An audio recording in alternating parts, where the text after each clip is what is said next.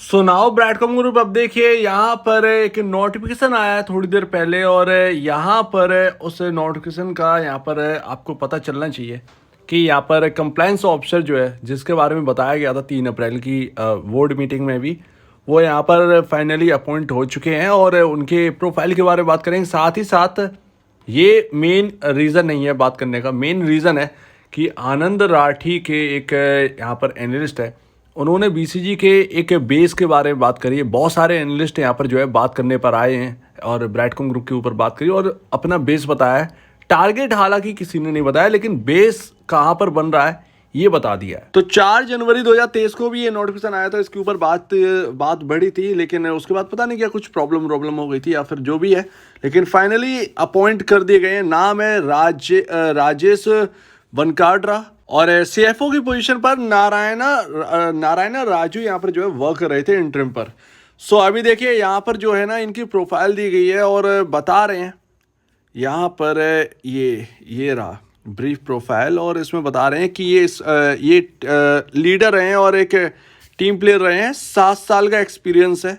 इसके साथ साथ यहाँ पर जो है आपका legal and finance industry on डेप्ट लिस्टिंग के तौर पर इनको अच्छा खासा एक्सपीरियंस है। टेक ओवर, मर्जर कंप्लायंसेस और रिक्वायरमेंट के तौर पर इनको एक्सपीरियंस है।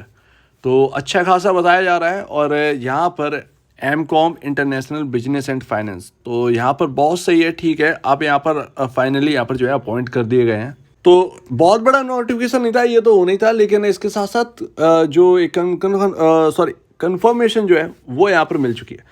इसके साथ साथ मैं आपको बताऊं, आज ये फ्राइडे की शाम है और मैंने आपसे कहा था कि हम कैश फ्लोज के ऊपर जो है ना वो बात करेंगे। वो ऑलमोस्ट कंप्लीट है, लेकिन कुछ चीज़ों पर अटक रहा हूँ। वो चीज़ थोड़ा सा यहाँ पर देखनी है, आज देख लेने दीजिए। कैश फ्लोज के ऊपर कंप्लीटली यहाँ पर जो है कल बात करेंगे, डिटेल में बात करेंगे, थोड़ा ध्यान से उसको समझिएगा। और वो अगर आप समझोगे तो आपका जो है ना, जो आपका एक बाकी स्टॉक्स के लिए भी जो है वो एक स्टडी बन जाए। तो इस तरीके की बना रहा हूँ। तो बिजनेस टुडे में ही एक खबर छपी है, और ध्यान रखिए कि यहाँ पर आपका ये रहा support on the quarter could be 16। तो इस वक्त यहाँ पर जो है एक एनालिस्ट के तरीके से अगर हम देखें, एक एनालिस्ट यहाँ पर जो ये कह रहे हैं कि यहाँ पर ऑलमोस्ट 16 रुपये पर यहाँ पर जो है ना वो एक सपोर्ट की तरह देखा जाएगा, वही 16 रुपये। और यहाँ पर 14 और 12 रुपये के लेवल को देखते हुए, अब ये थोड़ी सी बड़ी लिस्ट है। यहाँ पर आनंद राठी एक बड़ा नाम है, ध्यान रखिएगा। वो टेक्निकल रिसर्च एनालिस्ट उनके जो है ना वो कह रहे हैं, उनका नाम है Ganesh Dongre, senior manager technical research analyst eight Anand Rathi shares and broker set. यहाँ पर क्या बोल रहे हैं, वो मंथली और वीकली चार्ट को देखते हुए वो बोल रहे हैं कि यहाँ पर लॉन्ग टर्म एवरेज सपोर्ट यहाँ पर 12-14 रुपये निकल के आ रहा है। तो कुल मिलाकर वही 52 वीक लो यहाँ पर ना आपका कंप्लीट एक बड़ा सपोर्ट, लॉन्ग टर्म सपोर्ट बनकर आ रहा है। तो ध्यान रखिएगा, ये आपका आनंद राठी की तरफ से कहा जा रहा है। टिप्स टू ट्रेड यहाँ पर जो है ना, वहाँ का क्या कह रहे हैं, AM रामचंद्रन, वो कह रहे हैं कि बीसीजी अच्छा दिखता है और नियर टर्म में जो आपका टारगेट है वो 22 और 26 रुपये 50 पैसे का बनता है।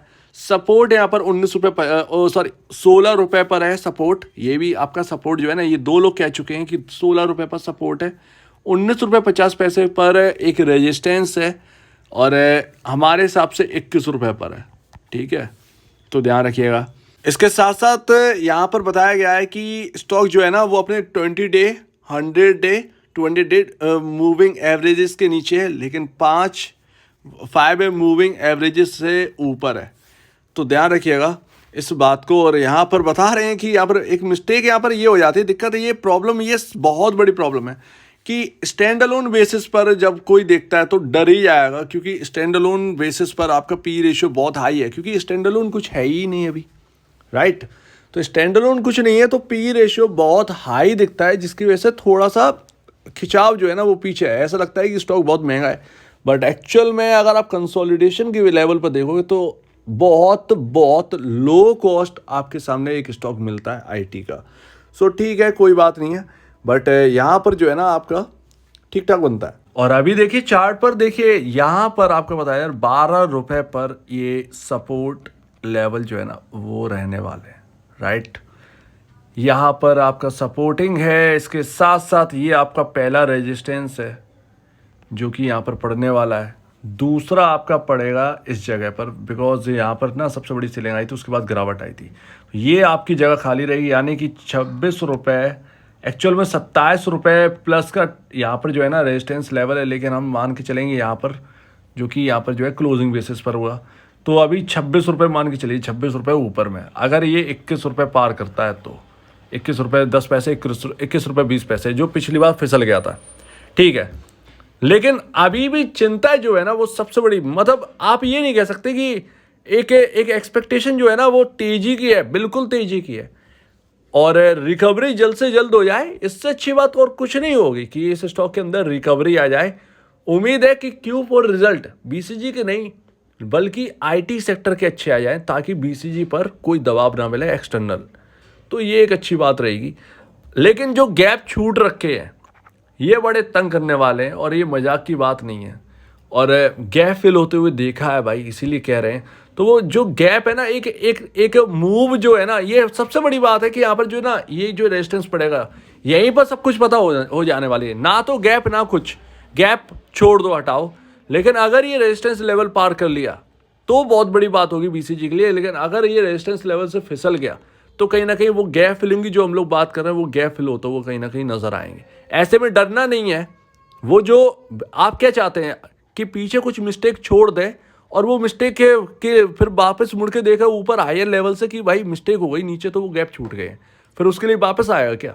तो एक प्योरली एक अच्छी मूव ना वही अच्छी होती है। और यही प्रॉब्लम है कि यहाँ पर जो है ना अपर सर्किट वाले स्टॉक्स में यही प्रॉब्लम हो जाती है बहुत ज़्यादा।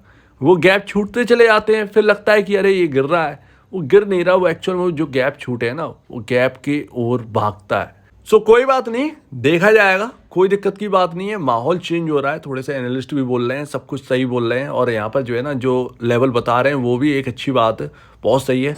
लेकिन अगर यहाँ पर जो है ये 21 रुपये निकाल लेता है तो फिर हायर लेवल के लिए तैयार हो जाइए। लेकिन अगर ये 21 रुपये नहीं निकाल पाता है इस बार भी, तो फिर कहीं ना कहीं टॉप बनता हुआ नजर आएगा, और फिर यहाँ पर जो है घूमता हुआ नजर आएगा। सो लेट्स सी, देखते हैं क्या होता है। अपने हाथ में कुछ नहीं है, जो भी होना होगा वो मार्केट करेगा। बहुत ज़्यादा तेजी आई तो फिर यहाँ पर जो है तेजी रहेगी, निकल गए लेवल तो और भी अच्छी बात है, राइट।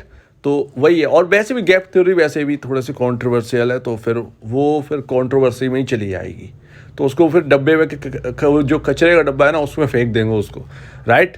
सो उम्मीद है आप पूरी बात को समझे होंगे। इसमें बिल्कुल भी यहाँ पर जो है नेगेटिव लेने की जरूरत नहीं कि हम लोग गैप के ऊपर थोड़ा सा बात कर लेते हैं। इसका मतलब ये नहीं है कि यहाँ पर जो है कि स्टॉक नीचे आ जाए, लेकिन कुछ गलती ना करे चले तो ज़्यादा बेहतर है कि हमें वापस किधर भी मूवमेंट जो है ना वो नीचे का ना देखना पड़े। ये बहुत अच्छी बात रहेगी। प्योर मूव हो, अच्छा मूव हो, रिकवरी हो तो एक प्योर रिकवरी हो, ना कि एक जो ना ऊपर वाली रिकवरी, वो अंदर कुछ है ही नहीं, तो फिर ऐसा कुछ ना हो। सो उम्मीद है आपको बात अच्छी लगी हुई। आपका क्या कहना है इसके ऊपर कमेंट सेक्शन में कहिए, और कल कैश फ्लोज के लिए तैयार रहिए। कल कैश फ्लो के ऊपर बात करनी है, बहुत इंपॉर्टेंट है। तो अगर आपको वीडियो को प्रॉब्लम है, कुछ पूछें, कुछ बताएं, कुछ कहना है, तो प्लीज़ कमेंट सेक्शन में कहिएगा। और अब वीडियो देखने के लिए बहुत धन्यवाद दोस्तों।